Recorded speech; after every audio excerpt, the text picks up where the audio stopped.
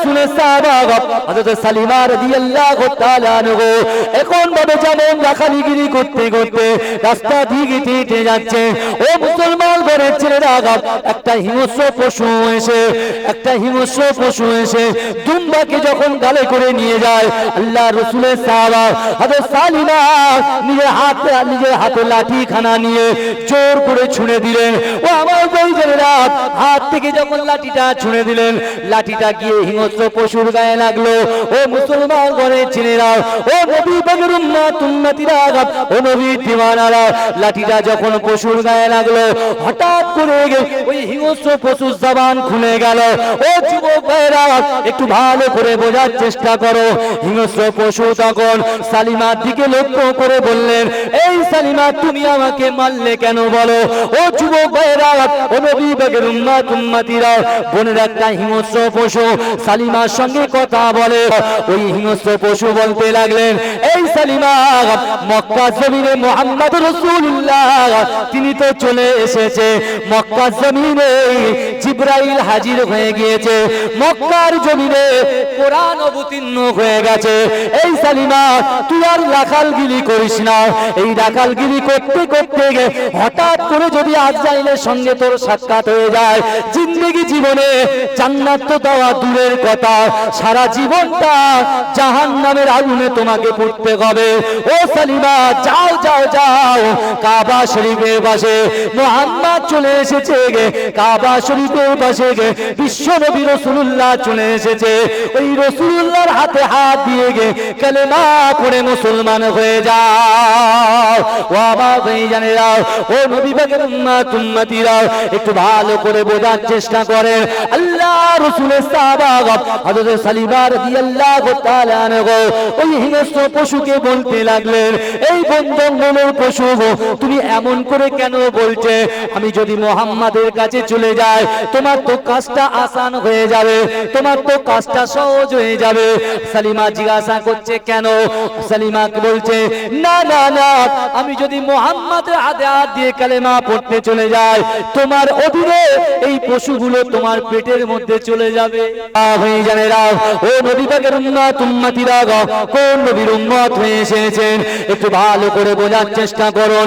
ও মুসলমান ঘরের ছেলেরা, ও নবী পাকের উম্মতিরা, দুনিয়ার জমিনে বিশ্ব নবী রাসূলুল্লাহ সাল্লাল্লাহু আলাইহি ওয়াসাল্লাম, আমার দয়ার নবী যখন কোরআন নাযিল হলো, আমার দয়ার নবীর কাছে যখন কোরআন নাযিল হলো, ও মুসলমান ঘরের ছেলেরা, ওই কোরআন নিয়ে যখন রাসূলুল্লাহ প্রকাশ্যে ইসলামের দাওয়াত দিতে লাগলো, ও আমার ভাইজানেরা, ও নবী পাকের উম্মতিরা, আল্লাহর রাসূল যখন ইসলামের দাওয়াত দিচ্ছে, আবু জেহেল, আবু লাহাব, উতবা, শাইবা, শিবা, এরা আমার রাসূলুল্লাহকে মারার জন্য চক্রান্ত করে। ও মুসলমান ঘরের ছেলেরা, ও নবী পাকের উম্মতিরা, বিশ্ব নবীকে মারার জন্য আবু জেহেল যখন চক্রান্ত করছে, আল্লাহর রাসূল সাল্লাল্লাহু আলাইহি ওয়াসাল্লামের কথা যখন মক্কার জমিনে ছড়িয়ে পড়েছে, একজন ইহুদি ছেলে যার নাম হলো হযরত সালিমা রাদিয়াল্লাহু তাআলা আনহু, ও মুসলমান ঘরের ছেলেরা, ওই সালিমা রাদিয়াল্লাহু তাআলা আনহুর কর্ণগৌরে চলে যায়। মক্কার জমিনে এমন একজন লোক এসেছে, মক্কার জমিনে এমন একজন পয়গম্বর এসেছে, যে যার হাতে কালেমা পড়ে মুসলমান হয়ে যাচ্ছে। এই জোরে বলবেন না? সালিমা তার কর্ণগৌরে মক্কার জমিনে তার কানে একটা আওয়াজ আসছে যে মানুষেরা শয় শয় গিয়ে মোহাম্মদ বলে একজন নবী আছে, আমি যখন বলবো মোহাম্মদ, আপনারা কি বলবেন? সাল্লাল্লাহু আলাইহি ওয়াসাল্লাম। যে মোহাম্মদ নামে একজন নবী আছে, তার হাতে হাত দিচ্ছে, তাকে যে দেখছে সে ইসলাম কবুল করে নিচ্ছে। জোরে বলুন না সুবহানাল্লাহ। তা হযরত সালিমার একটা কাজ ছিল, কি জানেন? সে ছিল ইহুদি, পরে হয়েছে রাসূলুল্লাহর মস্ত বড় সাহাবা। জোরে বলে, ছিল ইহুদি, হয়েছে মস্ত বড় সাহাবা। জোরে বলুন না সুবহানাল্লাহ। ভালো করে ওয়াজ বোঝার চেষ্টা করেন। তা হযরত সালিমা রাদিয়াল্লাহু তাআলা আনহুর কাজ হচ্ছে মক্কার বড় বড় লোক, জমিদার যারা, তাদের বাড়ির ছাগল দুম্বাগুলোকে নিয়ে চড়ানো হচ্ছে তার কাজ ছিল। রাখালগিরি করা। কি করা? রাখালগিরি করা, যার কাজের দায়িত্ব সালিমার ছিল। সালিমা তখন ইহুদি। তা এই সালিমা কি করলেন? মক্কার জমিনে সালিমা সেই রাইসদের বাড়ির থেকে ওই দুম্বা ছাগল ওইগুলো নিয়ে মেষগুলো নিয়ে দুর্গম একটা মরু প্রান্তরে চড়াতে লাগলেন, চড়াতে আরম্ভ করে দিলেন। ভালো করে বলে, সালিমা যখন মেষ চড়াচ্ছে, রাখালগিরি করছে, তা হঠাৎ করে ওই রাখালগিরি করতে করতে অত পাখি ভেড়ার ভিতর থেকে একটা ভেড়া, একটা হিংস্র পশু ওই ভেড়াকে গালে করে নিয়ে চলে যাচ্ছে। ভালো করে চলে। আর সালিমার হাতে একটা লাঠি থাকতো। সালিমার হাতে কি থাকতো? লাঠি থাকতো। রাখালের কাছে লাঠি থাকে তো, কথা বলেন।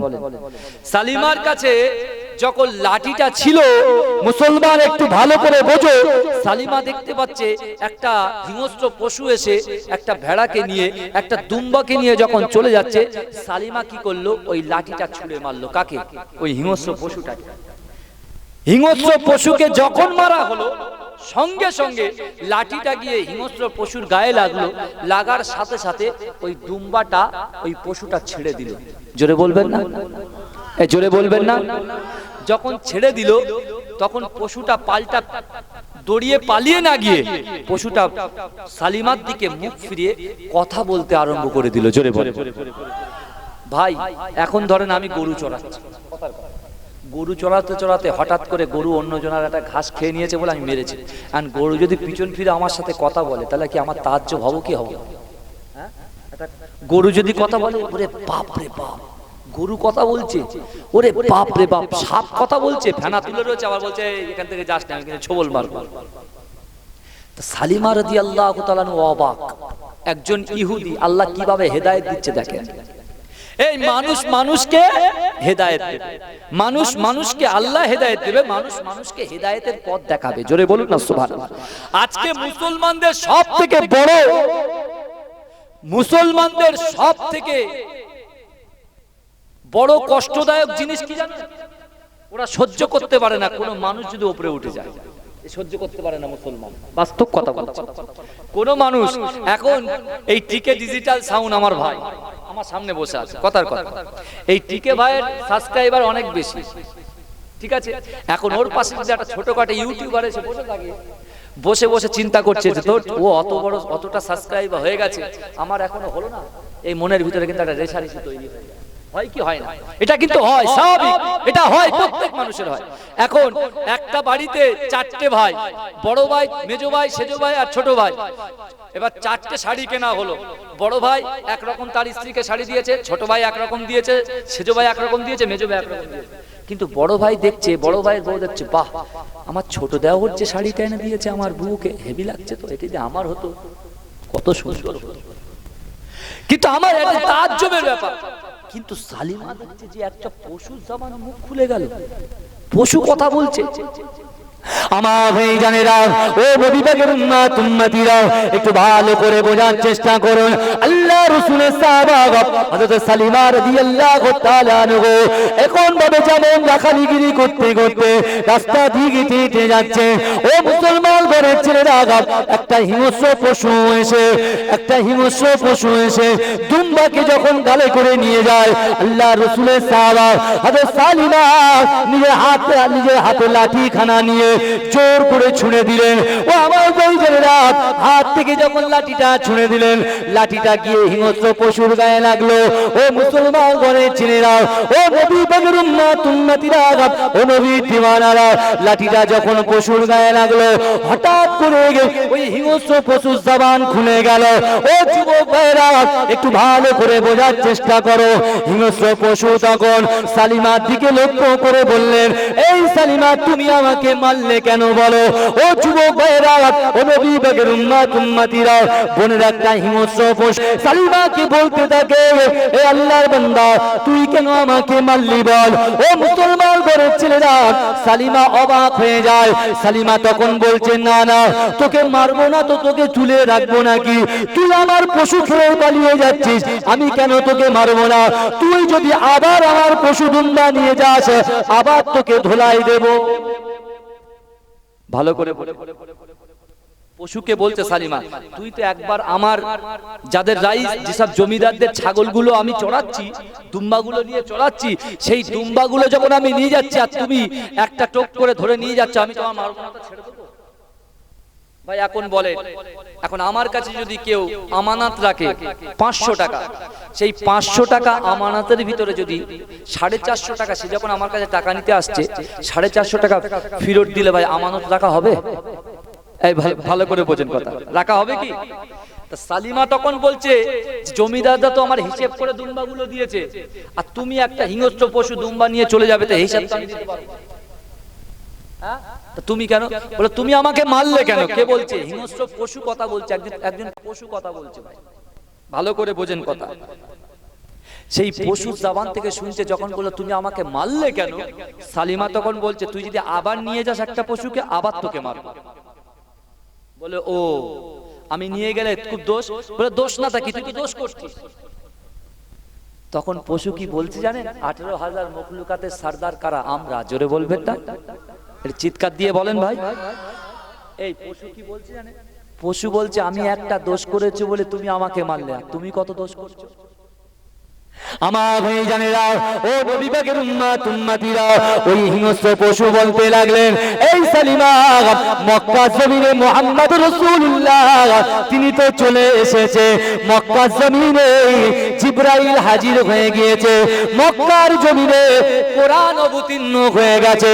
এই সালিমা, তুই আর রাখালগিরি করিস না। এই রাখালগিরি করতে করতে হঠাৎ করে যদি আজরাইলের সঙ্গে তোর সাক্ষাৎ হয়ে যায়, জিন্দেগি জীবনে জান্নাত তো দেওয়া দূরের কথা, সারা জীবনটা জাহান্নামের আগুনে তোমাকে পড়তে হবে। ও সালিমা, যাও যাও যাও, কাবা শরীফের পাশে মুহাম্মদ চলে এসেছে, কাবা শরীফের পাশে বিশ্ব নবী রাসূলুল্লাহ চলে এসেছে। ওই রাসূলুল্লাহর হাতে হাত দিয়ে কালেমা পড়ে মুসলমান হয়ে যাও। ও আমার ভাইজানেরা, ও নবী পাকের উম্মত উম্মতিরা, একটু ভালো করে বোঝার চেষ্টা করেন।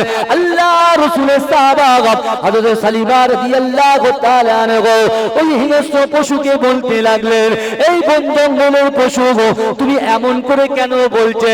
আমি যদি মুহাম্মাদের কাছে চলে যাই, তোমার তো কাজটা আসান হয়ে যাবে, তোমার তো কাজটা সহজ হয়ে যাবে। সালিমা জিজ্ঞাসা করছে, কেন?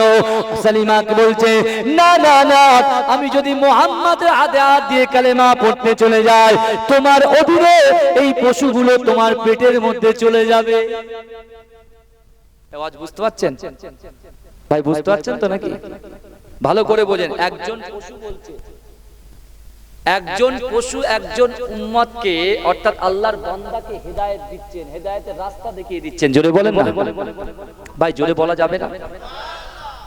একজন পশু একজন বান্দাকে হেদায়েতের পথ দেখিয়ে দিচ্ছে, কিন্তু আজকের জমিনে, আজকে আমাদের হেদায়েতের পথ দেওয়া তো দূরের কথা, রাস্তা দেখানো তো দূরের কথা, কি করে ওর টেনে নিয়ে আসবো আর কি থেকে ওর পকেট থেকে পয়সা বের করে নিজের সংসার চালাবো, এই চিন্তা ভাবনা আমাদের। কথা ঠিক বলছি না ভুল বলছি? আমার ভাইজানেরা, ও নবী পাকের উম্মত উম্মতিরা, একটু ভালো করে বোঝার চেষ্টা করেন। আমি আপনাদেরকে কি বোঝাতে চাইছি? ও মুসলমান ঘরের ছেলেরা, ও নবী পাকের উম্মত উম্মতিরা, সালিমা তখন বলছে, না না না, আমি মুহাম্মদ রাসূলুল্লাহর কথা, যার কথা তুমি আমাকে বললে, ওই মুহাম্মদ রাসূলুল্লাহর কাছে এখন আমি যাব না, আমি যাব সন্ধ্যাবেলা। কারণ আমি এখন যদি যাই, এই পশুগুলো দেখবে কে? এই পশুগুলো চড়াবে কে? ও মুসলমান ঘরের ছেলেরা, হিংস্র পশু তখন মুখ দিয়ে বলছে, ও সালিমা, তুমি চিন্তা করো না, আমি হয়তো মনের ভুলে তোমার একটা দুম্বাকে আমার মুখে তুলে নিয়েছি, কিন্তু না না না, আমি যখন বললাম মুহাম্মদ সাল্লাল্লাহু আলাইহি ওয়াসাল্লামের কথা, তোমার মনটা দেখে তোমার দিকে তাকিয়ে দেখছি, মুহাম্মাদের প্রতি তোমার মহব্বত কলিজার মধ্যে জমে গিয়েছে, কলিজার মধ্যে ভরপুর হয়ে গেছে।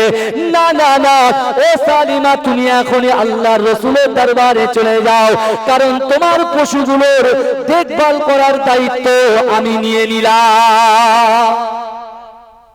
জোরে বলেন না। যে হিংস্র বাঘ, যে হিংস্র পশুটা একটা দুম্বার ছানাকে তুলে নিয়ে চলে যাচ্ছিল। সেই দুম্বা, সেই হিংস্র পশুটা সালিমাকে বলছো, সালিমা তুমি রাসূলুল্লাহর হাতে গিয়ে কালেমা পড়ে মুসলমান হয়ে যাও, কারণ তোমার এই পশুগুলো দেখভাল করার দায়িত্ব আমি হিংস্র পশু আমার। জোরে বলে কিসের জন্য জানো সালিমা? আমি দেখছি, আমি চোখ দিয়ে, আমার চোখ দিয়ে ফলো করে দেখছি তোমার দিলের মধ্যে ইশকে রাসূল পয়দা হয়ে গেছে। জোরে বলে চিন্তা করে পাওয়ার দেখে, রাসূলুল্লাহর মহব্বত করলে কি পাওয়ার আপনি পাবেন। ভাই আপনার পাশেই তো আমাদের কি বলে ওটা চিড়িয়াখানা, চিড়িয়াখানা নাই, আরে বলেন না, সুন্দরবন। সুন্দরবন, এখন সুন্দরবনের পাশ দিয়ে আপনি যাচ্ছেন আর সামনে বাঘ মামার সাথে আপনার সাক্ষাৎ। বাঘ মামা কি বলবে, তুই মুহাম্মদ আমার কাছে, তুই রাসূলুল্লাহর উম্মত, একটু আমার কাছে আয়। ভাই এই হিংস্র পশু সে একজনকে হিদায়াতের রাস্তা দেখিয়ে দিচ্ছে। কিসের জন্য? রাসূলুল্লাহর কথা হিংস্র পশু যখন বলল, সালিমার দিলে রাসূলুল্লাহর মহব্বত পয়দা হয়ে গেল। জোরে বলবেন না, জোরে বলবেন না। সালিমা মনে মনে চিন্তা করছে, যাবো কি যাবো, যাবো কি যাবো না। সালিমা তো প্রথমে দেখেছে যে আমি যদি চলে যাই ও তো ফাঁকা মাঠে গোল দিয়ে দেবে, একদম সব কটারে খাবে, আর আমি ওর হিসাব দেবো কি করে? কাকে? জমিদারকে হিসাব দেবো কি করে? কিন্তু আমার ভাইজানেরা, সালিমাকে পশুটা বলছে, সালিমা তুমি রাত করো না, কারণ এক্ষুনি যদি তোমার মৃত্যু চলে আসে তুমি কিন্তু আর কালেমা পাবে না। জোরে বলবেন না, জোরে বলা গেল না সুবহানাল্লাহ। যে আল্লাহ, ভাই যুবক ভাইরা, যে আল্লাহ আমাদের ইজ্জত দিল, সম্মান দিল, অর্থ দিল, সম্পদ দিল, পিতামাতা দিল, আজকে সেই রাসূলুল্লাহর জন্য আমরা কিছুই করতে পারি না, কিছুই করতে পারে। আমার ভাইজানেরা, ও নবী পাকের উম্মতিরা, হযরত সালিমা রাদিয়াল্লাহু তাআলা আনহা ওই জঙ্গলের পশুর কথা শুনে অজর নয়নে ঝরঝর করে কাঁদতে আরম্ভ করে দিলেন। ও আমার ভাইজানেরা, বন জঙ্গলের পশু বলতে লাগলে, ও সালিমা তুমি কেঁদো না, তুমি এখনই চলে যাও, তুমি না আসা পর্যন্ত আমি হিংস্র পশু এই জায়গা ছেড়ে যাব না। ও মুসলমান ঘরের ছেলেরা, ও নবী পাকের উম্মতিরা, আল্লাহ রাসূলের পাগল হযরত সালিমা রাদিয়াল্লাহু তাআলা আনহা ছুটে গিয়ে কাবা শরীফের দিকে যেতে লাগলেন। ও আমার ভাইজানেরা, কাবা শরীফের দিকে যখন ছুটতে লাগলেন, বিশ্ব নবী রাসূলুল্লাহর পাশে আল্লাহ রাসূলের জলিল কদর সাহাবা হযরত আবু বকর সিদ্দিক বসে আছে, আল্লাহ রাসূলের বাম দিকে হযরত উসমান গনি রাদিয়াল্লাহু তাআলা আনহু বসে আছে। ও আমার ভাইজানেরা, ও নবী পাকের উম্মতিরা, বিশ্ব নবী রাসূলুল্লাহ কাবা শরীফের পাশে বসে আল্লাহ রাসূল দেখতে পাচ্ছেন হযরত সালিমা ছুটে গিয়ে আল্লাহ রাসূলের কাছে দিকে আসছে। ও আমার ভাইজানেরা, বিশ্ব নবী রাসূলুল্লাহ আবু বকরকে বলছে, ও আবু বকর দেখো, আজ পর্যন্ত তোমরা কি কোনোদিন শুনেছো মানুষ মানুষের হিদায়াতের পথ দেখায় না, কিন্তু আমার উম্মতের মধ্যে একজন বন জঙ্গলের হিংস্র পশু আমার একজন উম্মতকে হিদায়াতের পথ দেখিয়ে দিল।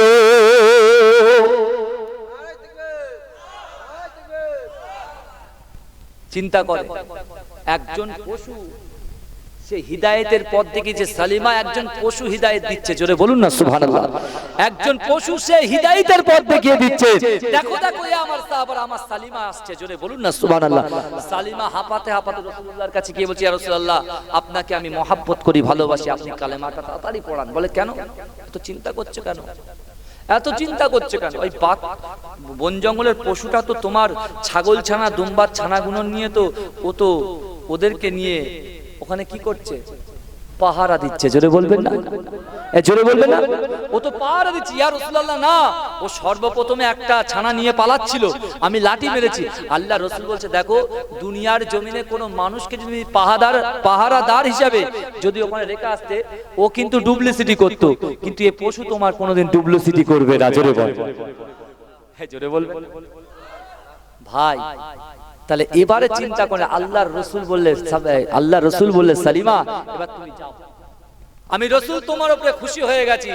সালিমা গিয়ে দেখছে সেই পশুটা যেমন কুকুর খাওয়ার জন্য বসে থাকে, ঠিক ওইভাবে চুপচাপ বসে আছে। জোরে বলুন না সুবহানাল্লাহ। সালিমা তখন গিয়ে বলছে, পশু আপনি আমাকে একটা বার্তা দিয়ে যান, আপনি আমাকে একটা বার্তা দিয়ে যান। পশু বলছে, শোনো তো আনেওয়ালা উম্মতকে জানিয়ে দিও, যদি তারা বিশ্বনবী রাসূলুল্লাহকে কলিজা ভরে ভালোবাসে, কলিজা ভরে ভালোবাসার জন্য আল্লাহ পাক তাকে দয়ার জান্নাত দিয়ে দেবে। জোরে বলে, জোরে বলবেন না? এখন রসুলকে ভালোবাসে কারা? নামাজ পড়ে যারা, রসুলকে ভালোবাসে তারা, পর্দা করে যারা, রসুলকে ভালোবাসে তারা, পিতামাকে ভালোবাসে যারা, রসুলকে ভালোবাসে তারা, যারা সারা শরিয়াত মেনে চলে তারা। জোরে বলুন না সুবহানাল্লাহ। এই জোরে বলা যাবে না? দরুদ শরীফ আল্লাহুম্মা সাল্লি আলা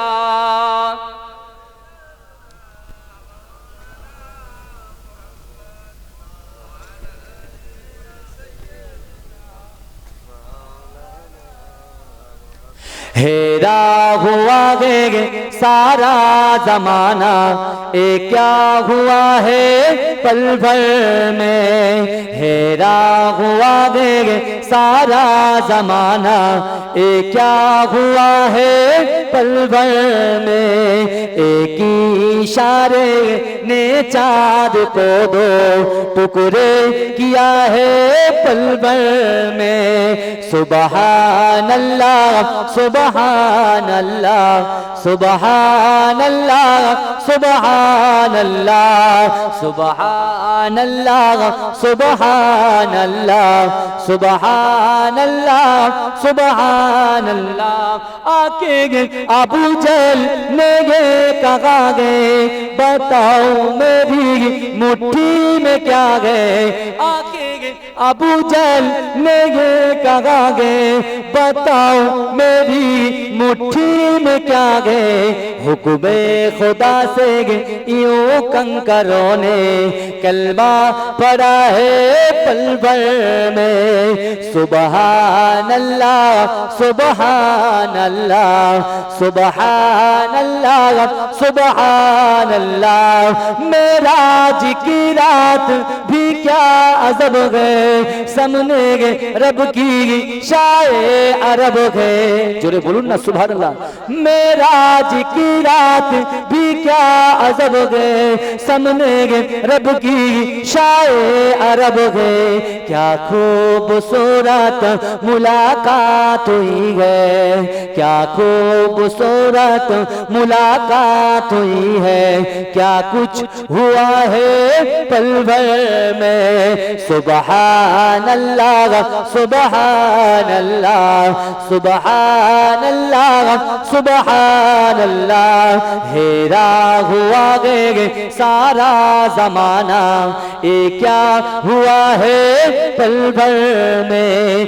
एक इशारे ने चाँद को दो टुकड़े किया है पल भर में। अल्लाहुम्मा सल्ले अला। जोरे जोरे पढ़े, जोरे जोरे पढ़े।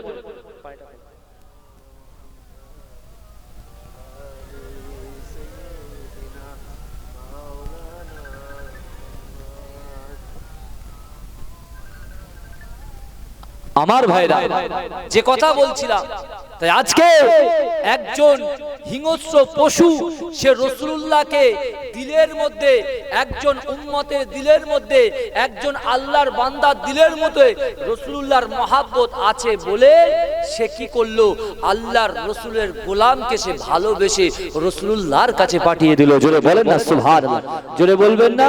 আল্লাহ রাসূল বলছেন যে আমি রাসূল জবান থেকে যে কথাটা বলি আল্লাহ আসমানে ওই কথাটা কবুল করে নেয়। জোরে বলবেন না। আবার আমি রাসূল আমার কথা শুধু কবুল করে এটা নয়, আমার মোহাব্বত করনেওয়ালা উম্মত যদি দুনিয়ার জমিনে থেকে থাকে, সে নারী হোক আর পুরুষ হোক, এরকম উম্মত উম্মতিয়া যদি থেকে থাকে, তারাও নামাজের পাটিতে যে দোয়া চাইবে আল্লাহ আসমানে কবুল করে নেবে। জোরে বল। এ জোরে বলবেন না। আমার ভাইজানেরা, ও নবী পাকের উম্মত উম্মতিরা, একটু ভালো করে বোঝার চেষ্টা করুন। আল্লাহ পাক রব্বুল আলামিন আমাদেরকে এত মহব্বত করেন, এত ভালোবাসেন, এত প্যার করেন। ও যুবক ভাইরা, আল্লাহ পাক রব্বুল আলামিন এই দীর্ঘ 2 বছর লকডাউনের মধ্যেও আল্লাহ পাক আমাদের ঘরে ঘরে, আমাদের বাড়িতে বাড়িতে রুজি পাঠিয়ে দিয়েছেন। জোরে বলেন সুবহানাল্লাহ। জিন্দেগি জীবনে একটা কথা ভালো করে বোঝার চেষ্টা করুন যে আল্লাহ পাক রব্বুল আলামিন 2 বছর লকডাউনের মধ্যে আমাদের ঘরে ঘরে রুজি পাঠিয়ে দিয়েছে আর বিশ্ব নবী রাসূলুল্লাহ সাল্লাল্লাহু আলাইহি ওয়াসাল্লামের কন্যা মা ফাতেমাতুজ জোহরা রাদিয়াল্লাহু তাআলা আনহার বাড়িতে তখন কিন্তু লকডাউন ছিল না।